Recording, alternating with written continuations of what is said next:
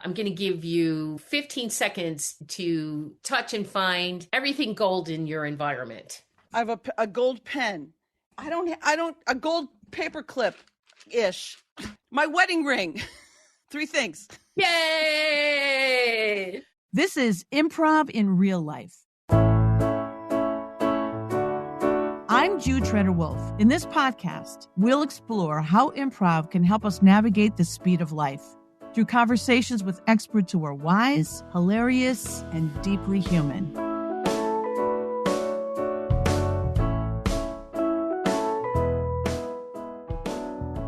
It's about 9:30 at night on a Sunday. I'm watching The Last of Us on HBO, which, if you're not familiar, is an amazing television series about what happens when a highly contagious fungus infects humans, turns them into zombies, and causes a catastrophic and sudden collapse of society. How people survive, how people react to it. It's so good. I'm watching it by myself. My husband is in the far end of the house with the door closed because he's a few episodes behind me and he doesn't want to know anything ahead of time and doesn't even want to hear my reactions just in case it cues him up too much. And I also need a little alone time with Pedro Pascal, have to be honest. I'm so deep into this show, and this is the kind of show that it's shocking to me that I enjoy it so much because it's gory, it's violent. I also have an obsession with books about climbing Mount Everest and Mount Kilimanjaro. I can't even jump off a diving board. I'm afraid of heights, but I'm obsessed with people doing dangerous things and seeing how they solve problems. I love it so much. So I'm really into the show. And then suddenly this sound like a drill into your brain. If you were in a coma, you would jump to your feet. It is so loud, comes out of my phone and out of the TV at the same time. And then my husband runs out of the bedroom and he's going, "What is this? What is this?" And I see a crawl across the TV that says, "A tornado has been spotted in your area." It says, "Get to shelter right away." And I say, "We got to get to the basement. We got to get to the basement." I grab the cats. I go in the basement and I wait. And I wait, and my husband doesn't come. The door is closed. I'm yelling, "Nick, babe, get down here, get down here." I go up to the top of the stairs. I open the door. The cat jumps out. And I'm like, no, Nick, come. He comes with a case of water, a blanket, a bunch of protein bar. I'm like, "What are you doing?" It's a warning, not a watch. A warning means it has been spotted in our neighborhood. And he says, "Well, we might be down there for a while." And I'm thinking, yeah, protein bar might not be bad. But no, we have to get to safety right now. Grab the cat. We get in the basement. I slam the door behind. We go downstairs. We're sitting and waiting for an all clear. And he says, "We're down here with nothing." And I say, "No, with a tornado." Tornadoes are violent, destructive. They are like a zombie horde. They come out of nowhere. You really can't predict it. And I realized, I grew up in Wisconsin. I've been through a lot of tornadoes. You just rush to the basement or get to safety as fast as you can because it could be around the corner and you don't know. My husband is a Long Island guy. He's used to hurricanes. Hurricanes, you have a lot of lead time. You don't know what's going to happen, what kind of destruction you're looking at, but you do have time to prepare. And it's a very different mindset of how you're going to approach this. Well, we got the all clear. We went upstairs. And in actual fact, that tornado was in our neighborhood, which is not usual at all. Climate change is happening and different kinds of storms are brewing. Well, how we problem solved in that moment and how we ultimately worked together and listened together was an interesting process. And that's why I was so excited to have my guest today on the podcast, who has studied and worked with people facing disasters, who have survived disasters, and she uses improv to help people prepare for disasters. It could happen to anybody. We never know. And the skills of improv are very useful for getting ready for the unexpected, especially when it's dramatic, sudden, and changes your whole world. I'm so happy to welcome Mary Tyszkiewicz. I hope you enjoy. If you enjoy stories like this, head over to Spotify and check out Funny Story with Jude Treder-Wolff. They're true stories from my life, often told live on stage. Thanks for listening. This podcast is brought to you by LifeStage. LifeStage provides opportunities for people to gain skills and knowledge for navigating today's uncertain world. The capacity for creativity, connection to new ideas and other people, collaboration, and community building. For more information, visit lifestage.me. My guest today is Dr. Mary Tyszkiewicz, who I have known through the Applied Improv Network, which is this powerful worldwide organization of people that use improv in all kinds of amazing and wonderful ways to help people live their lives and help each other. She has created a model that we're going to be talking about today that I learned about at a conference in Austin, and it's called, I'll let her say it. Welcome, Mary, to the pod, and tell us about your model. Yes. So my model is called the Heroic Improv Cycle. And it's about how regular people, when they hear somebody in need, form a small group to help rescue that person. I call it the Heroic Improv Cycle. And it's also related to how theater artists create improv performances. The cycle has 5 steps. The first step is alert. What that means is you need to know you're in danger. You need to know you're in a situation. You need to know that you need to get ready for action. That's step 1. Step 2 is ready. So now that you know that you're in a deep situation, you look out. What's around you? What could help you in this situation? So it could be things in the environment, especially other people. And then the third step is connect.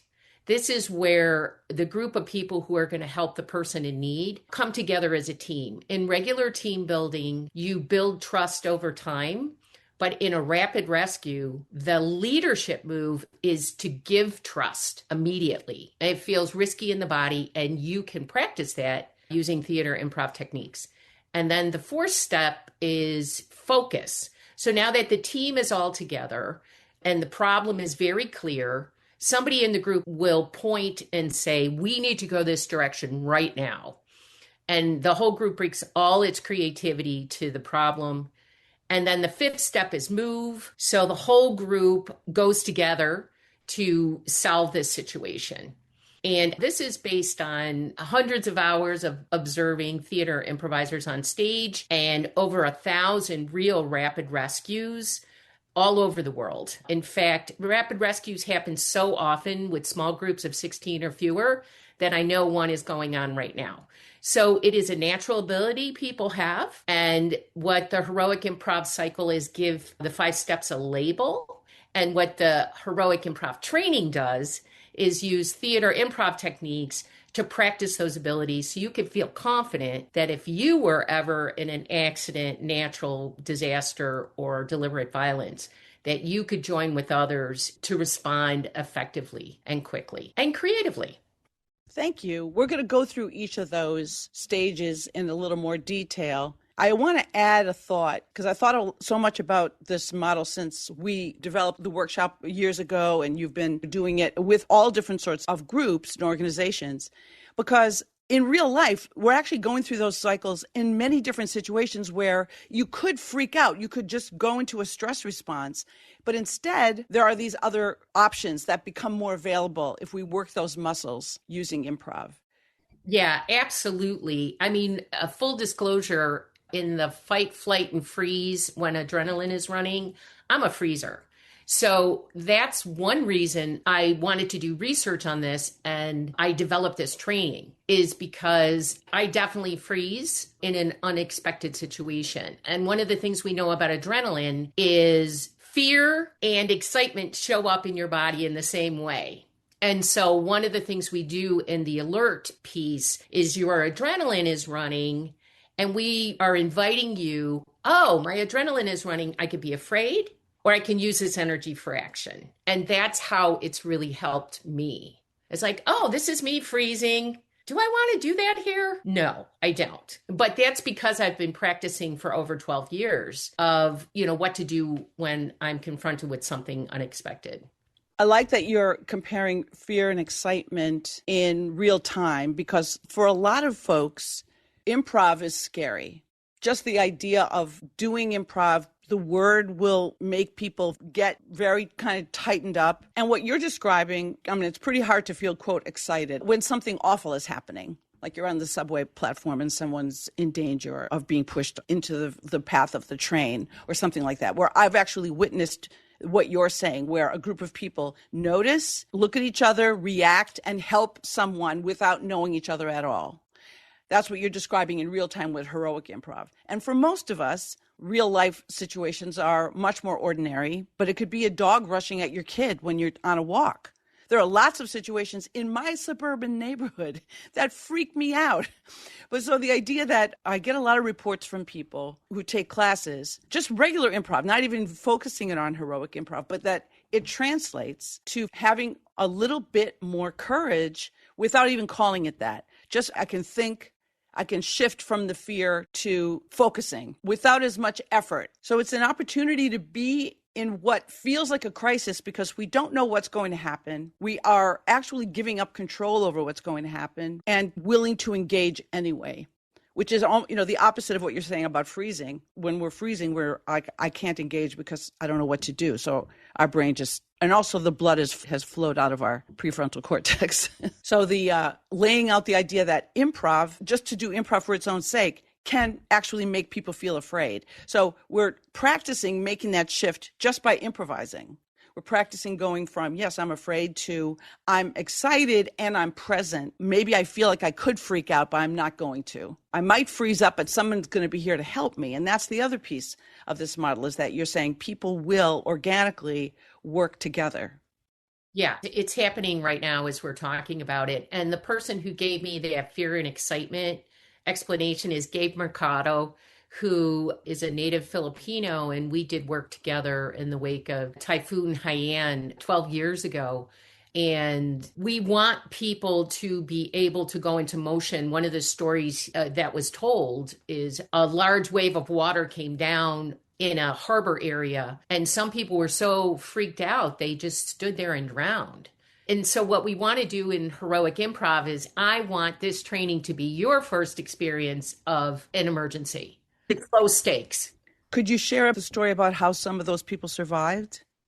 Yeah. So when we had the privilege of taking this to disaster survivors 12 years ago, I wasn't sure how it was going to work with survivors because I really did create it as a readiness workshop. And we went through the exercises and they were adapted with our Filipino friend. That's also a key to the success for Heroic Improv. I always use an improviser who knows the community super well. And Gabe was that human.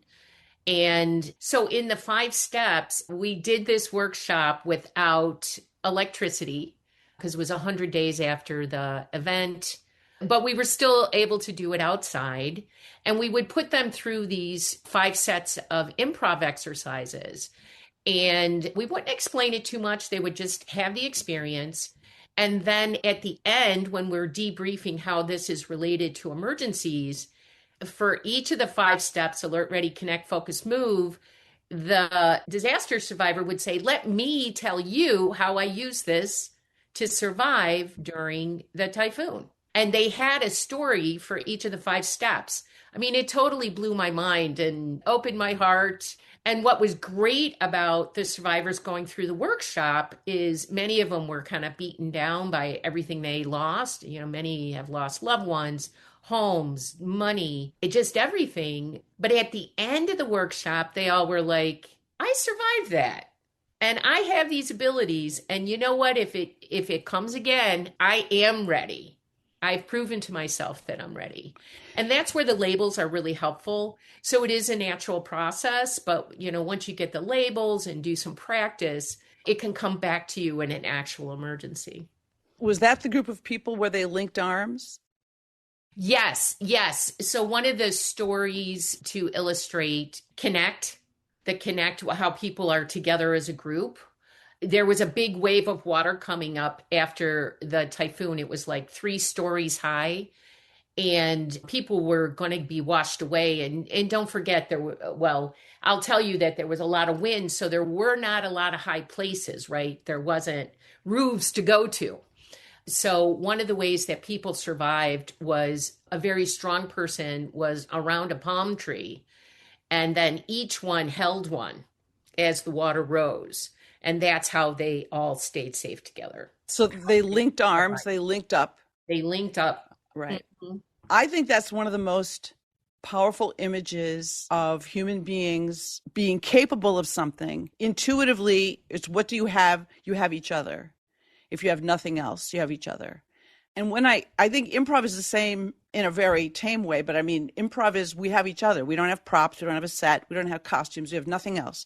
We have each other, our imagination, and what we're willing to do together, how we're willing to treat each other. And you really have to link up in order for it to work. Yeah. And the other thing about heroic improv that I like to emphasize, somebody has to start the action, especially as a freezer. If nobody starts anything, nothing happens. So that rescue started with the strongest one possible, holding on to the palm tree. He started the action, right? And then everyone's like, oh, is this what we're doing? Okay, I can join that, and then it's linked up, And it's your only hope. It's your only hope is to link up. Yeah. Yeah. That's just a really powerful image. And it really happened. And those survivors shared that with you. And I really love that the experience of getting in front of each other and improvising can make somebody think, I can't do it. I won't think of anything. And somebody will take, as you said, they'll start an action and we'll link up. And as long as we link up, something will happen.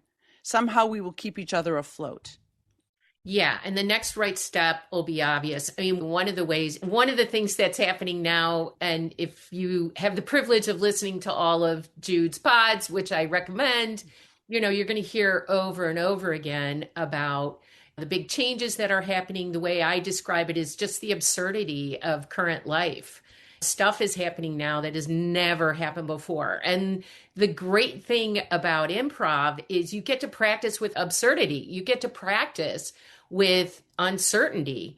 And I like to tell people, you can discover hope from the future using imagination together in emergency readiness. A lot of people are like, there's so much weird stuff happening. I'm so freaking out in advance, But if you can handle almost anything, using your improv abilities in a small group together, using imagination, that's the other big piece of how people are rescued. They use their imagination, and you can practice that in a very low stakes way and get better at it. That is a wonderful word, the absurd, because when things that are just seeming just unbelievable are happening, but they're happening to you and they're happening right now and to your loved ones, and they seem beyond imagination. If we have practice, I agree with you. I love the way you frame that. If we have stretched ourselves where we have imagined weird things and we're willing to play with it, we're willing to engage with the weird, we're going to be a little bit more flexible and elastic when something truly absurd happens that is not fake, it's real. So let's do one of the exercises that you use. Hopefully we can get through a few of them. I know when you do your models, so there's an improv exercise that matches each of these stages, and we don't have to do one for each stage. But let's start with one that you would like that goes in the beginning of like one of the early stages, an exercise that would help to hone these muscles of imagination and whatever else you want to demonstrate with it. Go ahead. Yeah. What would you like to do?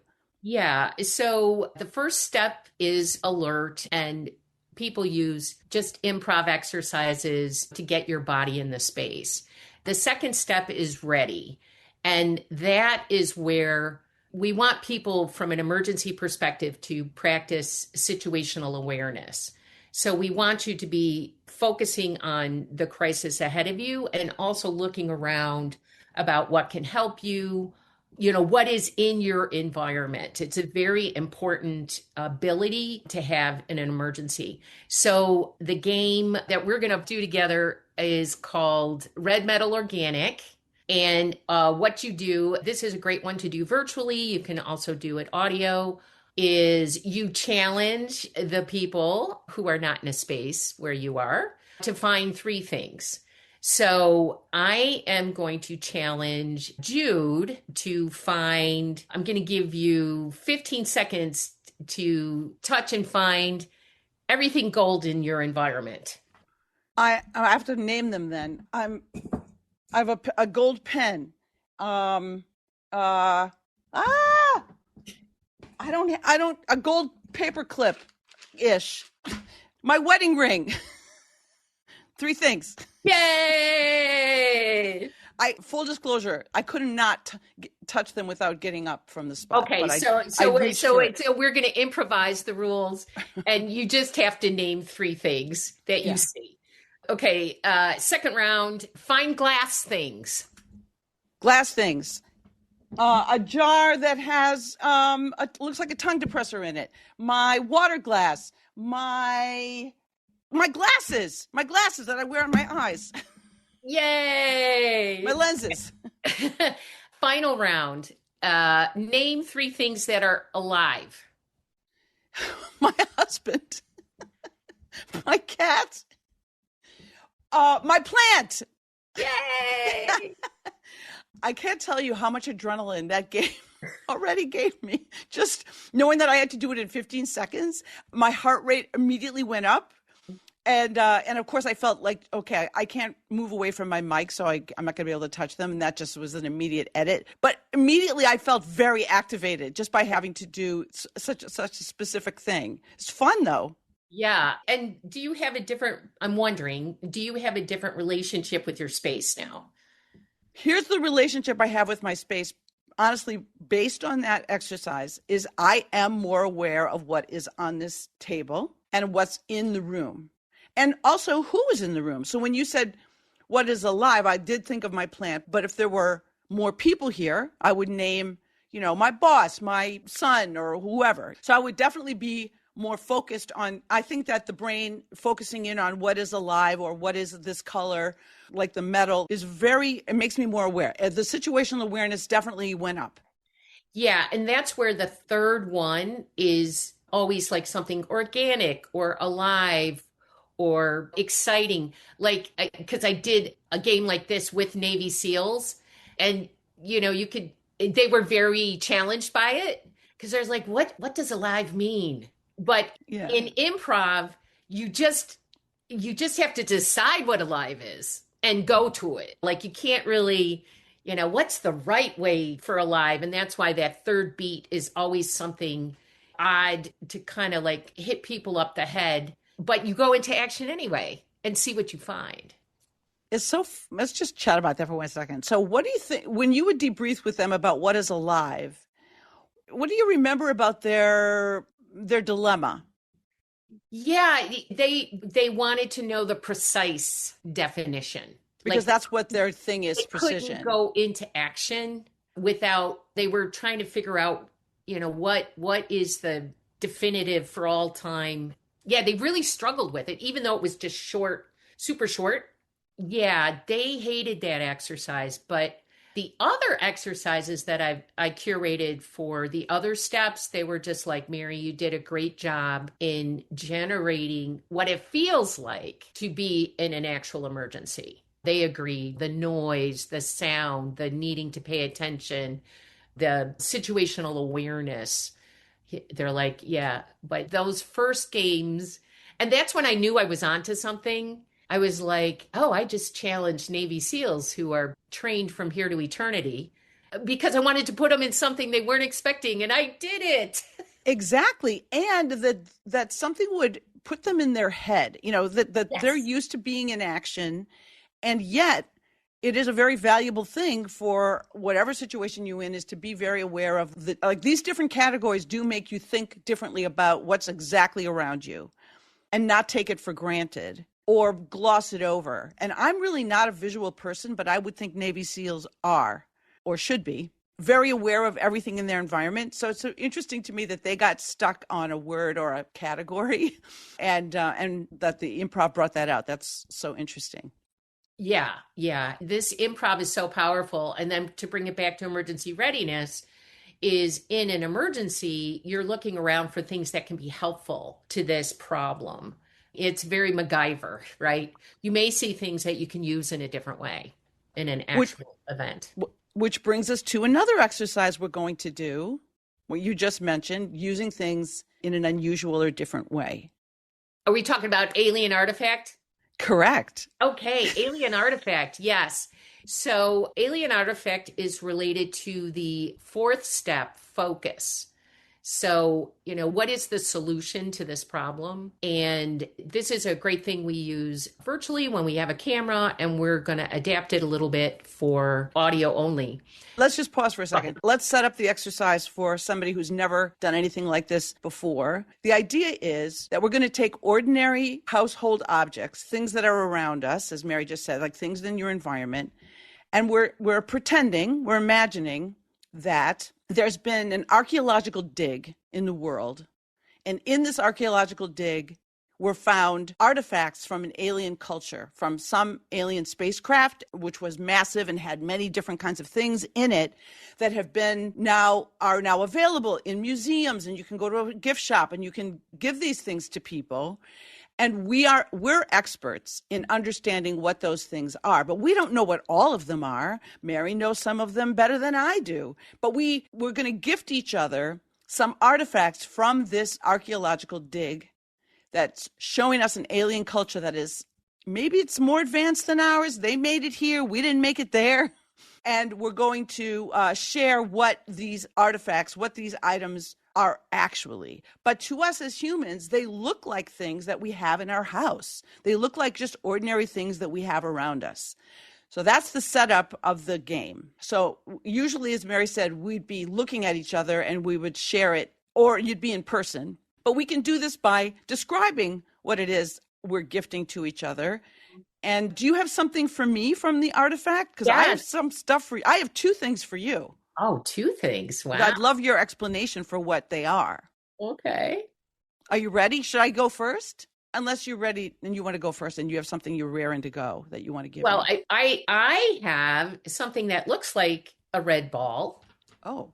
But it is this alien artifact as a gift for you. Why, thank you. Because you know what they really use these for? Because you can't really find this anywhere, this information.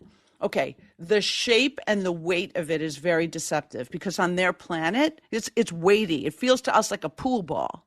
It looks to me like a red pool ball. However, what this is on their planet, gravity is so very different. This is actually a game ball that they use to play tennis because gravity is so very different on their planet. It's a game like tennis. They have these massive, we've seen the portraits of them. They have these big old paws. They're massive paws, and they bat it with their, we're calling them paws. I don't think that's what they call them. That we've never really been able to break down their language. But this is a game ball on that planet.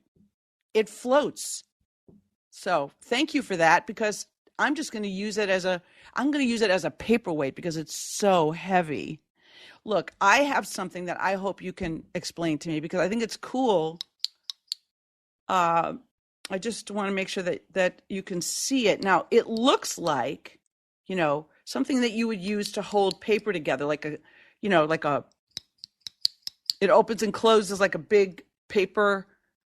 Can you see it? It's like a very large paper clip. It's what it looks like. And thank you for this lovely gift. You're welcome. That incredible sound that it makes. It's actually we use it on the other planet to translate English into their alien language. What? Yes. So as I'm speaking, the chip, chip, chip translates English into a language that they understand. Wow. Yeah, it's so amazing. It has gotten rid of a lot of conflict, and there's a lot of clicking jokes now between the Earthlings and the aliens. And even our actually the first people who were doing this was hockey players who chirp at each other, except that they're kind of mean. But this is always very nice. That's so amazing that hockey players have learned this alien language. We're making progress, some kind of progress. So I have something else for you. This looks like a tissue box that always has a tissue coming up out of it, as you can see. So I'm going to give this to you because I know that you understand what this is, but I don't. And I'd like you to have it. Oh, well, thank you so much. This is actually, how did you know it was my birthday? This is what aliens give on a birthday. And so there's this white piping that comes out. And actually that is, it tastes like sweet cream. What? Yes. So after they sing happy birthday for you, the sweet cream comes out and everyone just they have the aliens have long tongues and everyone just puts their tongues out and they're like, ah, sweet cream, happy birthday. Yeah. Oh, wow. You learned so much about their birthday customs. Yeah, yeah. They're so generous, that they remembered, that it was my birthday. That's so And great. it did take me, a while to get the sweet cream out of my hair, but it was so worth it. Well, did you have anything more for me? I didn't mean to give you two in a row. It was probably your turn to give me something. If you have something that you need explained or you want to give to me. Yes. This is something that looks like a regular Bic ballpoint pen it has a cover with it. This one's black. Thank you. I will keep that in a safe because that is actually a weapon. Oh. And I'm so glad nothing happened to you. Thank you. Because I know you moved the clip from the part that has ink on it to the other end because you were going to write with it. Thank God you didn't write for very long. It doesn't go off immediately, but it is a laser and it will start to burn anything that it touches. So thank you, but I'm going to put that in a safe place.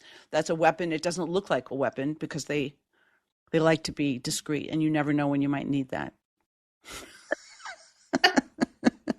Okay. So let's debrief this game. Not only is it's just a lot of fun. You never know what someone's going to see in this artifact, this thing that you're giving them. Mm-hmm. And I'm going to share with you what I love about it. And I want you to, of course, to share about all the purposes of it and so on.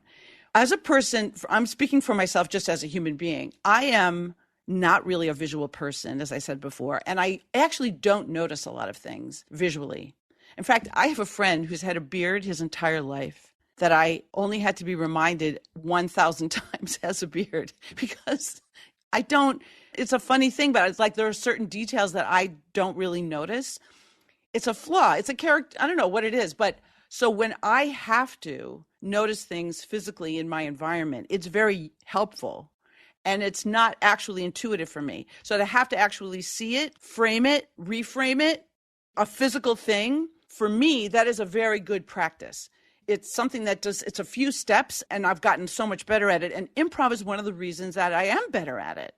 Noticing and then reframing, because that's really what we're doing. We're saying what is useful and how can I reframe what its use is, correct? What else is there to it? Go ahead. Yeah. So in the Heroic Improv cycle, putting this game in the focus game, at this point, the group is working together and they trust one another. So another dimension of the game is playing gift giving. Like you are trusting the person who's giving you this object, you're trusting that they're giving you something good and that this is something helpful.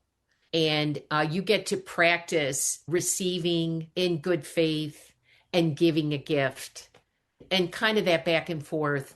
This has been really effective practice for focusing creativity in a crisis and everybody getting a chance to practice focusing that creativity. And it just amazes me about how this simple using everyday things can really get people's creativity going once they're warmed up. And the other thing I really like about how Jude has helped me adapt my face-to-face to virtual is we get people more involved in the space they're in, even though it might be familiar.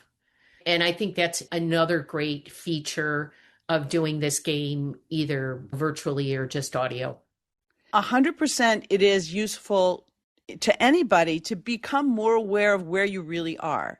And it's using your brain in a different kind of way that's applicable to so many things. So sidebar to this. So I'm extrapolating from everything you're saying about heroic improv and only want to amplify that. I also want to say these same games and skills apply to so many just ordinary daily situations that come up where it would be useful to have, as you said, the ability to get a little bit weird or the ability to see things out of range than what we usually do, to go beyond the conventional. I was in an office, this was a few years ago, but I was in an office interviewing a woman who wanted to hire me for a training that she wanted to do. And it was a grief thing and it was very deep. And she brought with her 2 children. At the last minute, her ex left her with her 2 kids who were 4 and 3. And we were in my office, which has a big group room and has a lot of stuff in it. It has a lot of different kinds of things. It has art materials and different kinds of things you can sit on. And she would go back and forth between telling me she had lost her spouse. And now she ran this grief thing and she wanted me to work with her on it. And she would go back and forth between say to her kids, I want you to go find everything in that room that's round. And they would go and they would spend 20 minutes finding every single thing because it gave them a task to do. And then they'd come back like, Mommy, Mommy, Mommy. And she would say, I want you to go find everything in that room that's purple. And they would find all the things that were, and there were actually a lot of things. She was just thinking, and she could go transition from mom mode. I got to keep these kids busy without engaging with them and using our time that was very valuable. That's exactly what you're talking about in a way, like just apply it wherever you might need it. Where you feel like I need something. I need to engage in this exact environment. I can't change anything about it. I'm here. How can I maximize what's here and so that I can focus? Yeah. And one of the things I really love about how we were able to adapt the face-to-face to virtual is one of the things about face-to-face improv is that you really build a connection. Like you can feel the energy between humans. And one of the things I love about the work we were able to do by really using the environment when people are in virtual space, but using the environment people are sitting in, it helps build that connection too. Like when you put something physical in front of somebody in a virtual space, it helps build that human to human connection. And I've just been delighted to see how well it works. It is delightful. It does bring people together. They're focusing on each other. And at the same time, so it's the dual thing. It's like when you're improvising, you're a person who's reacting to another person, but you're a character responding to another character. And there's a dynamic between both. So there's a lot of complexity to improv that's just baked into the experience of it. And this is a similar thing. We're playing a role of somebody. We're in a world where there's an archaeological dig that's revealed alien stuff. And you have special knowledge about it, and I have special knowledge about it. That's just very fun. So our characters can relate to that world, and we're more aware of each other. That heightens something in the brain to be more aware of each other in this way. And also, I'm aware of my environment. What can I give to my colleague that she can make something out of?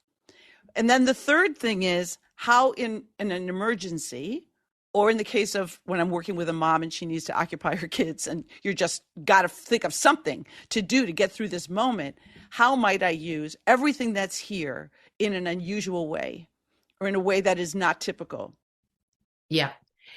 And that's where we were talking about practicing with absurdity, practicing with uncertainty, being a master of uncertainty. There's a great book by Rich Diviney, who is a Navy SEAL. The book is called Master of Uncertainty, and it talks about how Navy SEAL training helps individuals do that. And what's great about that book related to heroic improv is he talks about what individuals can do to master uncertainty, and what the improv training does is this is what we can do as a small group of 16 or fewer to master uncertainty together. So it's super practical. And, I want everyone to be able to walk through the world not afraid all the time or not freaking out about what next thing is going to happen, because we've just had a lot of examples of tear gas in school parking lots, like that didn't happen previous to 2025. So there is a lot of absurdity, and there are ways that we can together help one another in these situations. It happens all the time, and you can practice it in a low stakes way using theater improv exercises. Absolutely. And I know when you do your training for people specifically about heroic improv, even though, as I said, I keep extrapolating it to just regular life, where thank God we can see the same materials in new ways and use them because just to make our days better. But then there are moments or experiences, as you said, that are now happening just on the regular.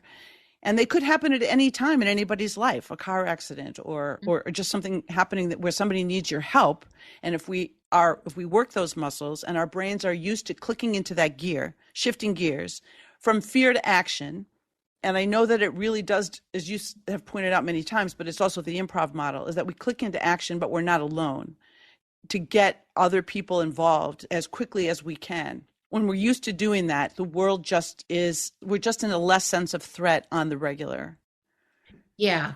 Yeah. Yeah. A lot of people are, one of the things a previous pod has talked about is about how we naturally scan for unsafe and threats. And so people can walk around with a lot of anxiety. And one of the things we offer in the Heroic Improv training is, yeah, there's threats out there and we can respond to them together, not alone.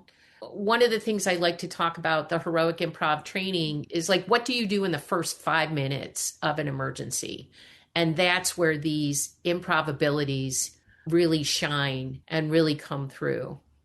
Well, in New York City, though, honestly, the 5 minutes could be the entire emergency.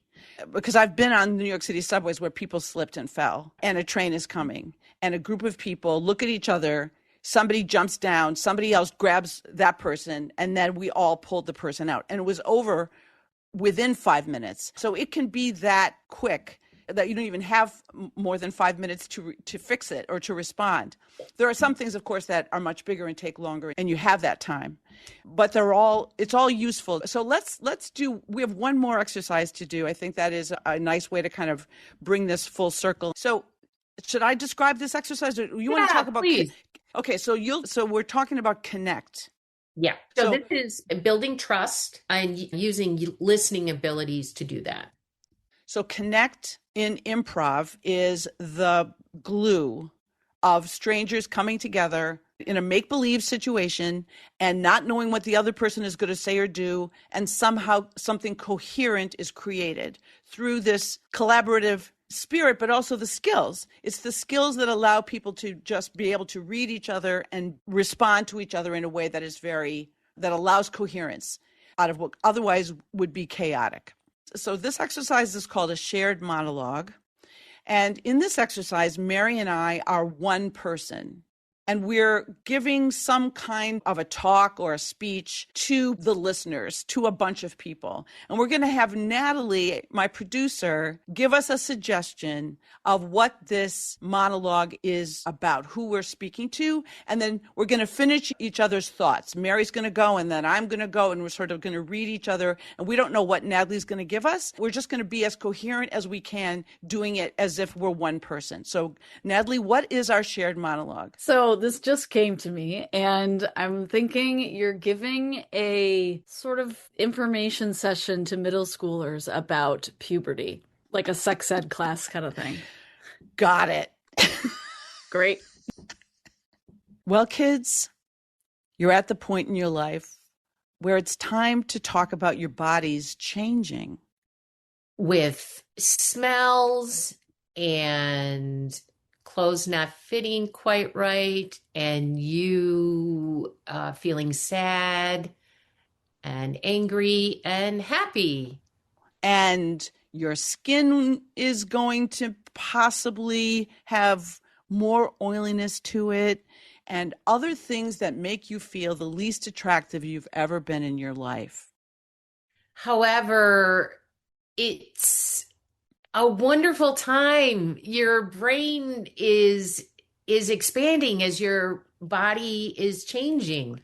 And as your body's changing, it's going to do things that you didn't know that it's supposed to be doing. And these are called hormones. Which sometimes have affect you and make you feel uncertain or sad or confused. Yes, and for boys, you might find that look, all of you guys are going to grow some hair in places. Get used to it. I'm sorry. All of everyone is going to smell different than they used to. Get used to it. Get used to it. Your hair is going to be greasier than it used to be. Get used to that for a while. Sometimes you'll be angry and you don't exactly know why.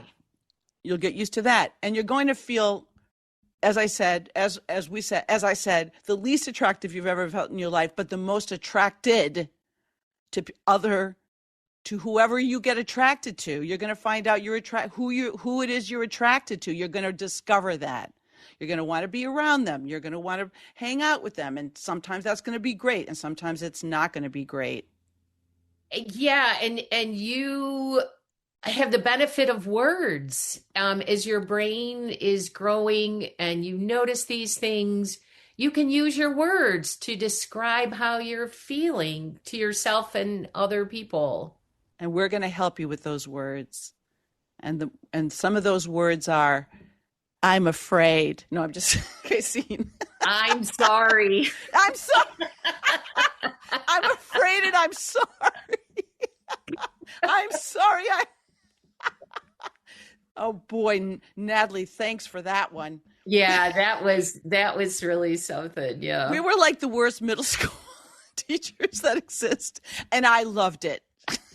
Yeah, I actually worked at a place with a lot of military people. And I said, the one thing I'm not suited for is to be a military officer or a middle school teacher. And the military officer said, oh, middle school's so much harder. You know, when you tell people to do stuff in the military, they do it, but middle school, not so much. Oh my gosh. And I was also drawing on I had a client for many years who was a health education teacher in public schools for 7th and 8th graders. So she just went from one 7th and 8th grade class to another all over the school district. This woman needed a lot of support.